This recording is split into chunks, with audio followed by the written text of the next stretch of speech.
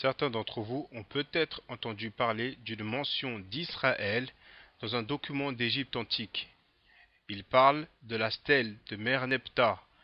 Un nom inapproprié, c'est la stèle d'Israël, également connue sous le nom de stèle de la victoire de Merneptah qui se trouve au musée du Caire, en Égypte.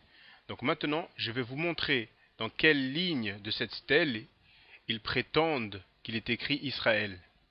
Donc, sur la stèle elle-même, la lecture se fait de droite à gauche.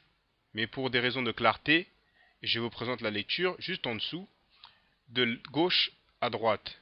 Et ce que j'ai fait en dessous, et pour ceux qui veulent apprendre le médounétaire ou qui le connaissent déjà, entre parenthèses, vous avez la classification de Gardiner et aussi à chaque fois qu'il y a écrit est égal et puis une lettre, ça vous montre la translittération. Donc quelle lettre ou quelle valeur phonétique tel ou tel hiéroglyphe contient. D'accord?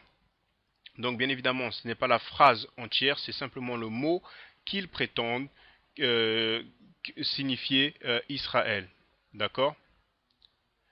Donc, vous remarquerez peut-être que certains des signes hiéroglyphiques à l'écran n'ont pas de valeur phonétique. C'est parce que ce sont des idéogrammes, d'accord?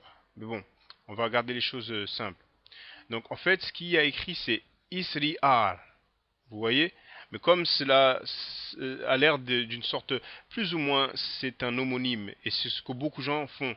Ils essayent de valider leur littérature théologique avec des documents historiques si un mot sonne assez proche d'un mot qu'ils ont dans leur théologie. D'accord? Mais en tout cas, en plus, vous avez les idéogrammes de l'homme et de la femme et les trois traits du pluriel.